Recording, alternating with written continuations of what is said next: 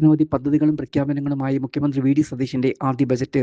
പുതുയുഗ കേരളം എന്ന സ്വപ്നത്തിലേക്കുള്ള ചുവടുവയ്പ്പാണ് ഈ ബജറ്റെന്നാണ് ധനമന്ത്രി കൂടിയായ മുഖ്യമന്ത്രി പ്രഖ്യാപിച്ചത്.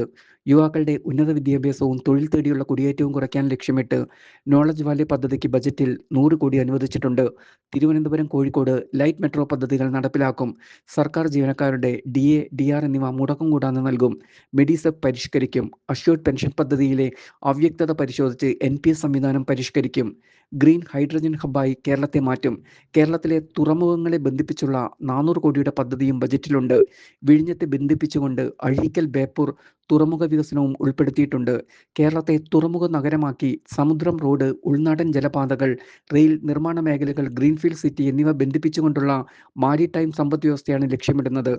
വിദേശ വിദ്യാർത്ഥികൾക്ക് കേരളത്തിൽ വന്ന് പഠിക്കാൻ അവസരമൊരുക്കുന്ന സെമസ്റ്റർ ഇൻ കേരള പദ്ധതി പുനരാരംഭിച്ച് അക്കാദമിക് ടൂറിസം ശക്തിപ്പെടുത്തുമെന്നും പ്രഖ്യാപനമുണ്ട്.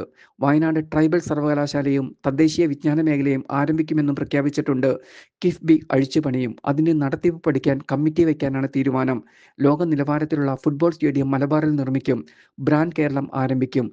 JC Daniel international film city ചിത്രനഗരം കൊച്ചിയിൽ സ്ഥാപിക്കും. സിനിമയ്ക്ക് വ്യാവസായിക പദവി നൽകും. തനത് കലാ സാംസ്കാരിക മേഖലയെ സംരക്ഷിക്കുന്നതിനും പരിപോഷിക്കുന്നതിനുമായി MT വാസുദേവൻ നായരുടെ പേരിൽ കോഴിക്കോട് ഒരു കൾച്ചറൽ പാർക്ക് സ്ഥാപിക്കും.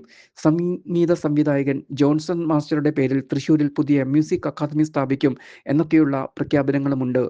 എന്നാൽ ബജറ്റിനെതിരെ കടുത്ത വിമർശനവുമായി പ്രതിപക്ഷ നേതാവ് പിണറായി വിജയൻ രംഗത്തെത്തിയിട്ടുണ്ട്. ബജറ്റിൽ ഭാവി കേരളത്തിനുള്ള ബ്ലൂ പ്രിന്റ് ഇല്ല. പഴയ പദ്ധതികളുടെ പേര് മാറ്റിയുള്ള പ്രഖ്യാപനമാണ് നടത്തിയെന്നാണ് പിണറായി ആരോപിച്ചത്. LDF സർക്കാർ നടത്തിയ പദ്ധതികളിൽ പലതിൻ്റെയും പേര് മാറ്റി പ്രഖ്യാപിക്കുകയാണ് ചെയ്തത്. പല മേഖലകളെയും സർക്കാർ കണ്ടില്ലെന്നടിച്ചെന്ന് അദ്ദേഹം കുറ്റപ്പെടുത്തി. സാമ്പത്തിക സ്ഥിതി മോശമല്ലാതിരുന്നിട്ടും ജനക്ഷേമ കാര്യത്തിനും വികസനത്തിൽ നിന്നും സർക്കാർ പിൻവാങ്ങി.